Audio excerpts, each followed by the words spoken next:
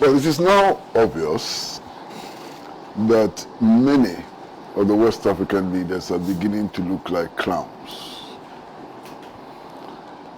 It is also obvious that a number of them are so lawless it's unbelievable. They are just implacably lawless, absolutely lawless. Look, the whole West African scenario with regards to what is happening in Niger is beginning to look like a circus. And I'm sitting back and I'm looking at the situation and I feel ashamed. I feel really ashamed, of the kind of leaders we have and the kind of circus they're running. These West African leaders, many of them, are demonstrating clearly before the world that they are not in touch with the aspirations of their people. And it's clear. Senna, this week, ECOWAS held a meeting in Abuja to decide on what to do with the coup d'etat in Niger. One of the people who went to that meeting is Macky Sall from Senegal. When he boarded the plane and flew into Abuja, what did he leave behind in his home country? He left opposition leaders locked up in jail. He left a riotous society where police were firing live bullets, rubber bullets, and tear gas against his own people who were protesting against his misrule. What authority does Macky Sall have to be discussing the matters in Niger? What double standards? It's incredible. Macky Sall going to Niger to restore democracy. Has he been able to restore democracy to Senegal, where he's coming from? And it's incredible. And we're all sitting down looking at this clown, taking everybody for a ride and pretending to be what he's not. Macky Sall, Democrat. Can you believe it? He's also in Abuja planning to attack Niger to restore democracy. Does he understand democracy? Incredible. The other one who went there was making more noise than everybody else is Alassane Ouattara. Alassane Ouattara, a Democrat. And Alassane Ouattara is a Democrat. He's finished building democracy in La Côte d'Ivoire and is now moving on to Niger to restore democracy. Alassane Ouattara. Unbelievable. This is a guy who was installed by the French army. The French army overthrew Laurent Gbagbo and put him there as head of state. He is going to fight another coup d'etat. Incredible. Alassane Ouattara, who amended his country's constitution, which gave him only 2 terms, and continues to stay in office, knows about democracy, and is going to restore democracy. Unbelievable. We can analyze all of them. Why? Tinubu. His election results have not been confirmed yet. He's still in dispute. He also is presiding over a meeting of ECOWAS to go and restore democracy in Niger. What happened to these leaders? Why? Are we in cuckoo's land? Unbelievable. And then the rest of them. All the rest of them. Sierra Leone. Look at the crisis in Sierra Leone today. Only last week they arrested virtually half of the military officers in Sierra Leone and locked them up because of fear. You see, Sana, I wish I could take a peep into the meeting room. These are leaders who are scared of their own shadows. Leaders who know that their misrule is catching up with them. They are so frightened, and out of their fright, their capacity to think has escaped them. So they are just there running around the corner like some bull in some china shop, trying to frighten everybody else so that they are not removed from office. They can't frighten nobody. They can't frighten nobody. And they are so lawless, it's unbelievable. Under international law, and fortunately for us, there's a very highly respected lawyer amongst us this morning. No country or group of countries can legitimately declare war on another without approval by the UN Security Council. These ECOWAS leaders, have they got a UN Security Council approval for what they are doing? They want to restore democracy, but they don't respect the law. They have no respect for the law at all. They want to wage war without a UN Security Council approval. And they say they are democratic. Where is their democracy? Unbelievable. How many of them have consulted their people? In Ghana, for example, the president is required to seek parliamentary approval before he marches his troops into any war. Has the president of Ghana sought parliamentary approval for this reckless adventure? No! Tinubu, who chaired the meeting, he went to the Nigerian parliament to seek approval. They said, no, we ain't going nowhere. So why is he presiding over a meeting to go and wage war when his own parliament has told him that he cannot wage war? Are these people fit to restore democracy anywhere? Unbelievable. In any case, what is democracy? So now what is this democracy? What is it? Check all the African countries, West African countries. How many of them have truly organized elections, the results of which reflect the genuine aspirations of their people, or the genuine choice of their people? This every 4-year election, so it's a joke. We all know it. What happens? The man with the biggest bag of money wins. The man who is able to manipulate the police and the armed forces on his side wins the election. These elections in West Africa do not reflect the genuine aspiration and choices of our people, and we know that. Should I cite examples? You saw all those videos about the Nigerian elections. You saw the truckloads of money. Is that democracy? Is that the democracy they are in a hurry to go and restore? Unbelievable. West African heads of states, my goodness, you are embarrassing us. And you do not speak for us. At least they do not speak for me. They speak for themselves.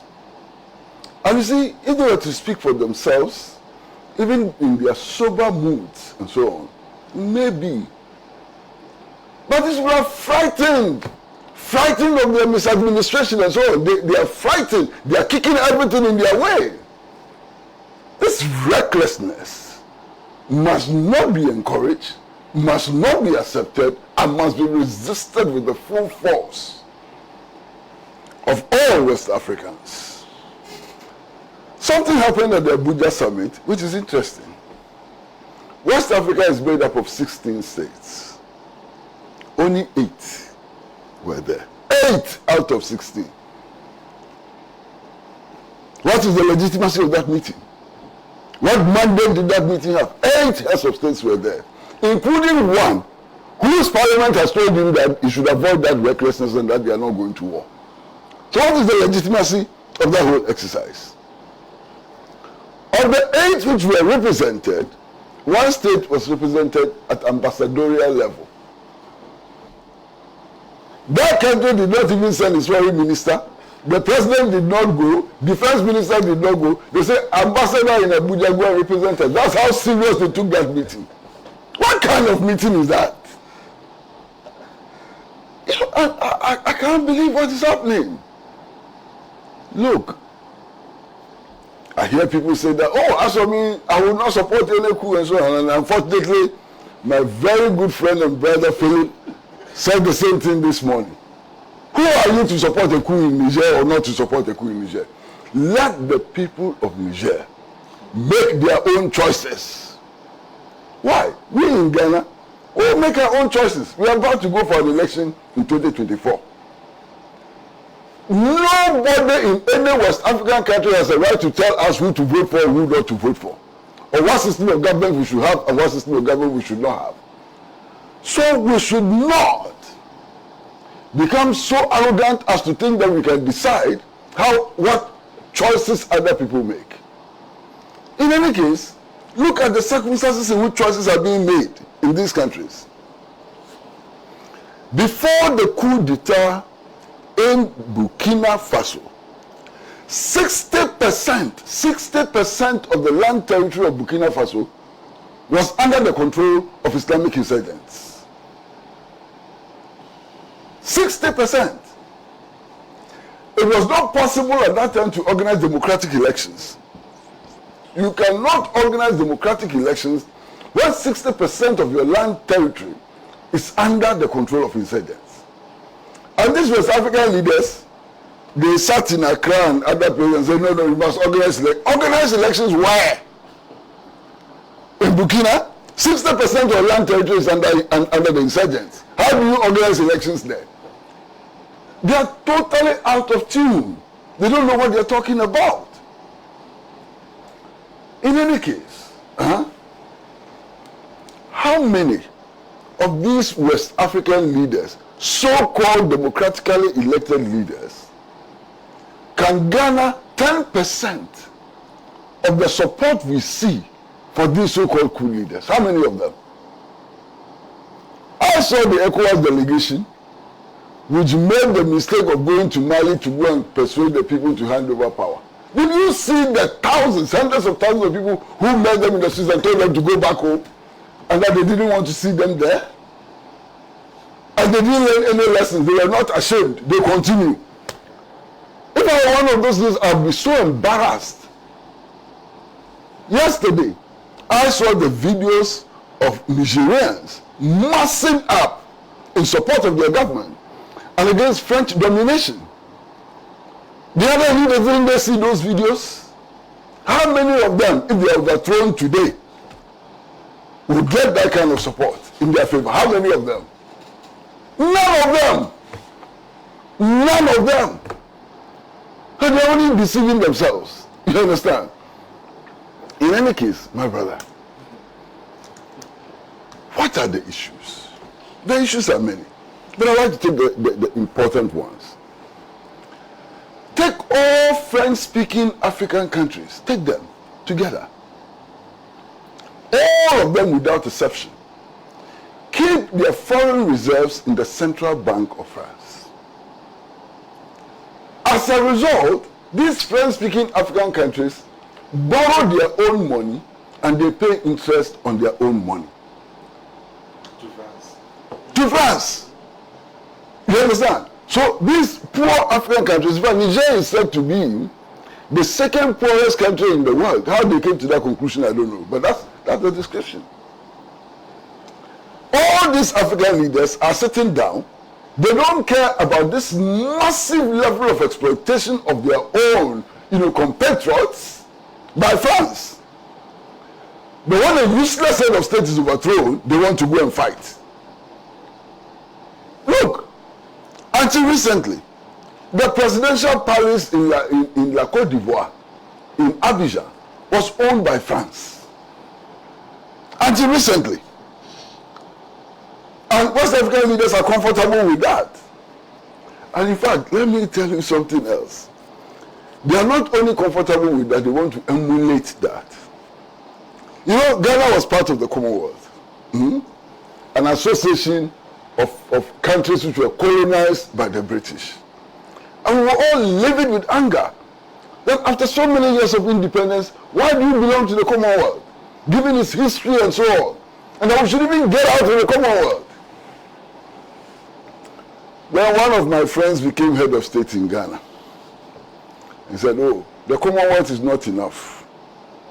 Ghana applied to join the Francophonie. So today, Ghana is not only a member of the Commonwealth, we are also a member of the Association of Former Colonies of France. Can Can you believe this? Kwame Nkrumah's Ghana. We have embraced the Commonwealth and we are carrying Francophone 2 on our heads. Unbelievable. These leaders, are they West African leaders? These are surrogates of France.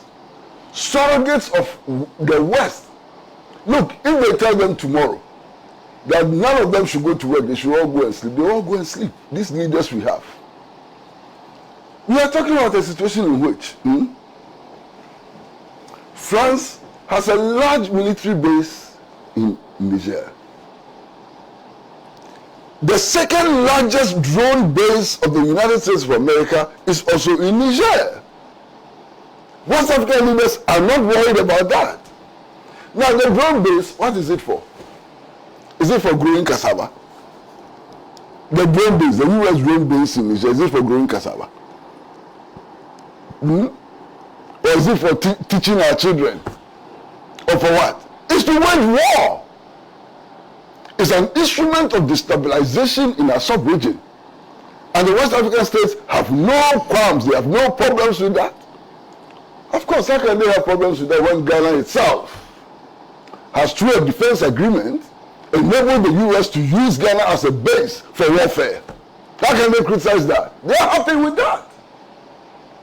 You know, and the effrontery.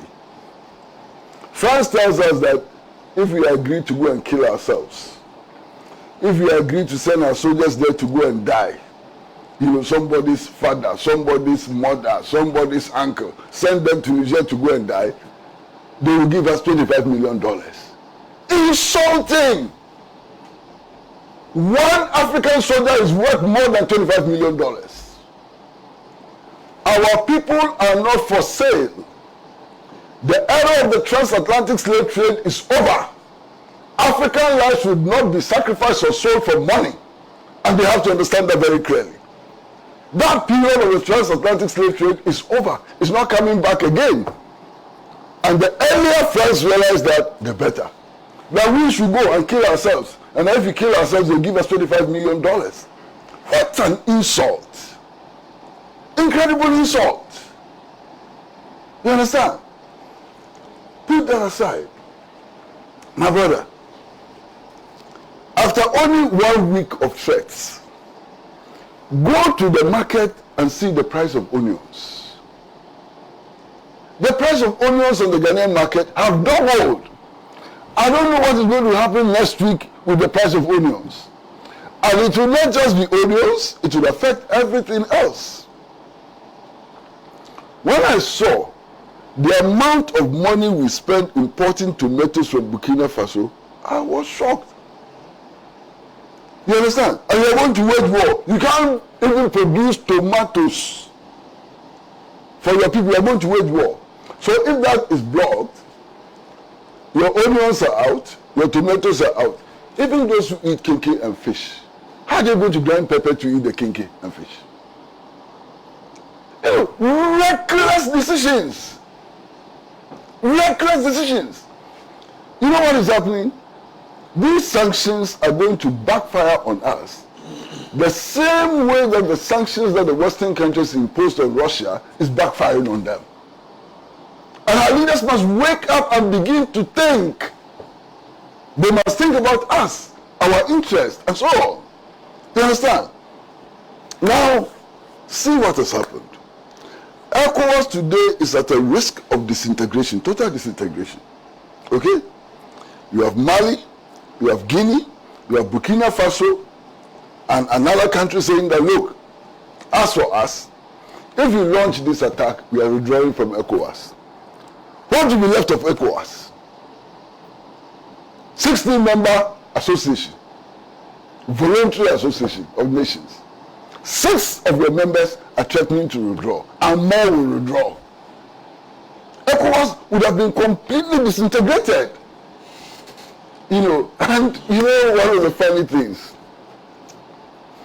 the first time I saw somebody addressing a press conference on this matters, to my shock, it was one of my comrades. A comrade with whom I have been in the trenches for a very long time. I mean, very sober person, He was a rising academic and so on.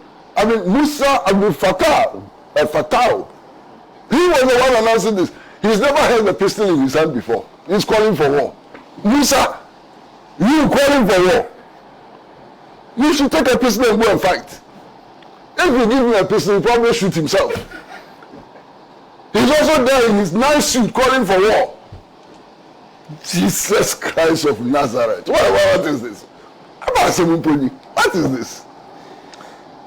I was so sure he was in a very beautiful suit and speaking, immaculate English and so on. I said, my friend, war is not the Queen's English. It's not your ability to speak the Queen's English. You must hold the weapon. And if I give you a pistol today, you shoot yourself. And look, let nobody take our soldiers for granted. Our soldiers are human beings like us. They have responsibilities like us and so on.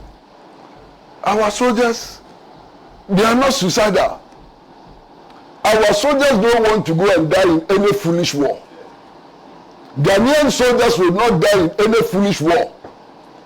Especially to save a useless president like the one who has been overthrown in Niger.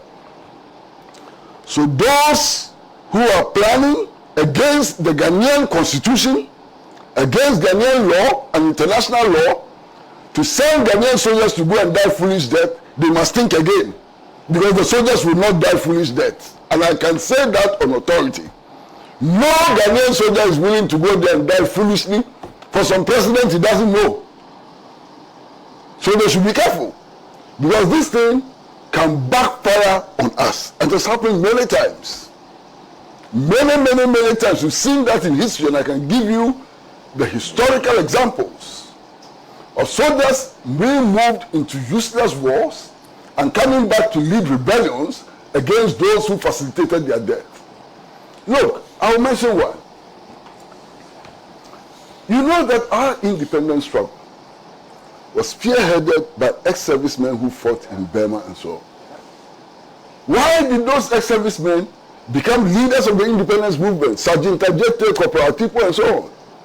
The war taught them important lessons about how useless the British administration was and how they were being exploited. So those who want to push our soldiers into war must learn the lessons of our history. It is a very dangerous move. Then, Senna, look at the state of the Ghanaian economy. Look at the state of the Ghanaian economy. Prices of food have shot up by 300% in less than 2 years. Electricity tariffs are being increased by half. The price of petroleum products don't go there at all. Now we say that we need to raise taxes to the extent that sanitary pads for women are even categorized as luxury goods. We are taxing sanitary pads for women in order to make money. And then you make all of this money and then you put it in a war machine to go and restore the president of Niger. Me, I should pay more electricity tariffs. I should, any call I make, I should pay tax on it. If I make mobile money transfer, I pay tax on it. And I do all this just to go and finance some useless, absolutely useless war to restore President, what is his name, Bazoum or somebody. What do you take the people of Ghana for? That they make all these sacrifices just for you to go and restore some president. And you say what? Democracy. Was there democracy in Niger? And then, another important part. We are talking democracy and how to restore it and so on. What is the value of that democracy? That democracy is valueless, absolutely valueless, if it does not deliver on its end goals. Democracy must extend people's access to social services. Democracy must improve the standard of living of our people. Democracy must lead to improvement in national infrastructure. That is how democracy becomes value. Democracy which becomes a sing-song for the elite, which has no relevance to uplifting the living standards of our people, is useless democracy. It is not worth pursuing. And we must make that point quite clear. The only democracy which is worth pursuing is democracy which is transformative. Democracy which changes the lives of our people. Democracy which makes it possible for people to eat at least 1 square meal a day. Not the kind of democracy which moves the price of cake from 1 cedi to 5 cedis in 2 years. That's not the kind of democracy people would uphold. And then, the other day I heard some very top government official in Ghana saying that, oh, as for Ghana soldiers, they would never stage a coup d'etat because they are professional and disciplined. All these military officers, what oath did they take? The oath which was administered to all these military officers, it was to uphold the territorial integrity of Ghana, to defend the constitution of Ghana and so on. So if we do not uphold the territorial integrity of Ghana, do not uphold the tenets of our constitution and so on, they will live by the oath which we administered to them. They didn't write that oath. We wrote that oath and administered it to them to defend our territorial integrity, to protect our constitution. After administering that oath to our soldiers, we should do the things which enables them to protect us, to protect our constitution, and to defend our territorial integrity. It was my brother Philip, I think, who was talking about the northern border of Chad, of Niger, and what is happening there now.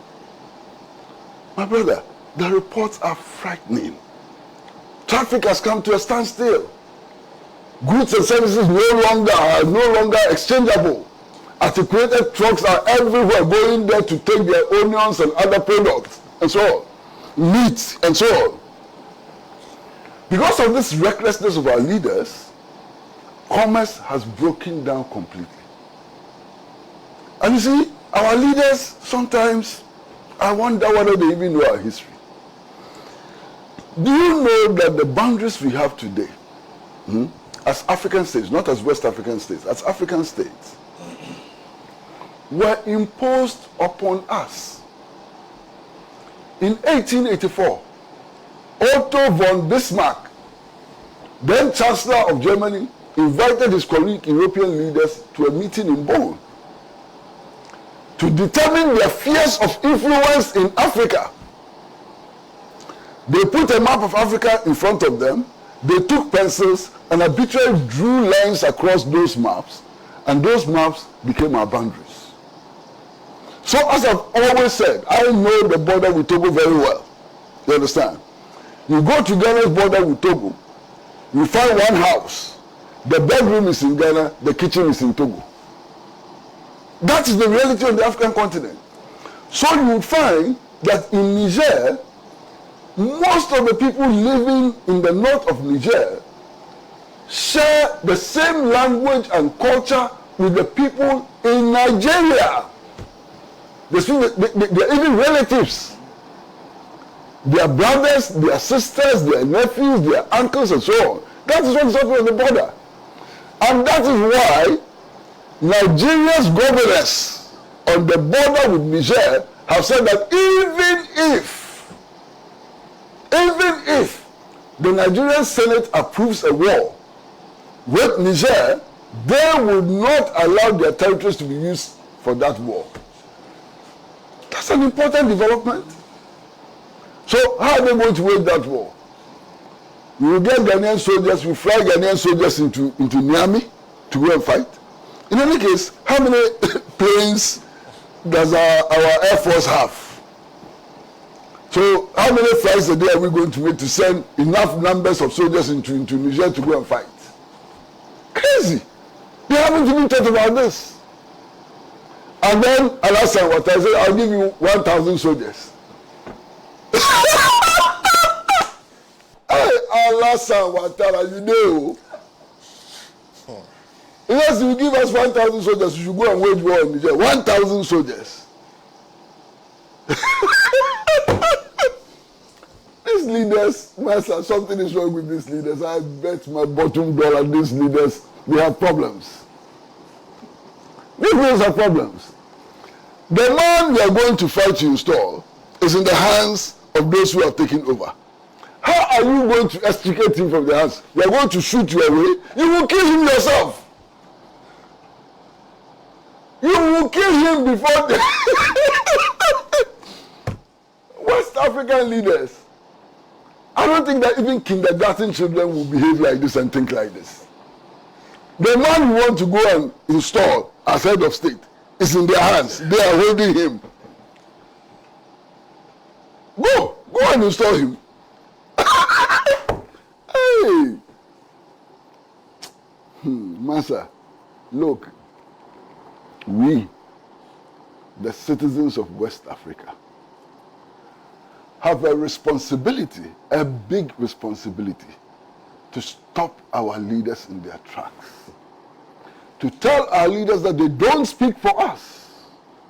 To make it plain to our leaders that we don't have a fight with Niger. And I'm talking about the youth movements. I'm talking about the student movements, the women's organizations, the trade unions, the political parties and movements, and so on. All of us have a responsibility to demonstrate to our leaders that they speak for themselves and that they will not be allowed to abuse our mandate to wage a reckless war in Niger. I am aware that there are many, many international organizations which are planning, maybe from tomorrow, to mobilize signatures to tell our leaders that they are on the wrong track. Let us all join those signature campaigns across the world. Let's mobilize millions of people, millions and millions of people across the world to send this message loud and clear to our leaders that we are not part of their recklessness. And that we have no intention of killing anybody from Niger. They haven't committed any crime. They haven't done anything against us. We will not kill them. If anything, we will think with them and act with them in order to build a more stable and prosperous West Africa. And West Africa, whose people control their resources and whose people exploit these resources for their own benefit and not the benefit of France or any other country anywhere in the world. We need to send this message out loud and clear. We have a responsibility to ourselves to wage that struggle until final victory. Alongside this struggle, we must listen to the voice of Kwame Nkrumah, who tells us that we should build an Africa without a bomb. And if we're going to build an Africa without a bomb, it's our responsibility to dismantle all foreign military bases on our continent. The masses of Africa, the masses of West Africa, we have a responsibility to ensure that no foreign government, no foreign country has a military base on our soil. We have to dismantle all these military bases and build a secure, prosperous, and workable West Africa, which works in the interest of the people of West Africa. That is our charge, and we dare not fail. Because if we fail, the consequences will be grave for us. If we fail, we will continue to have the Alassane Ouattaras as heads of state. If we fail, our central banks will be making losses of 60 billion and more every year. If we fail, our children will still continue to attend classes under trees. If we fail, our national infrastructures will collapse on our heads and so on. We dare not fail. We must win. And the first point of victory must be to stop this reckless and senseless war in Niger. We will win. Let's act together and we will win. We will be victorious.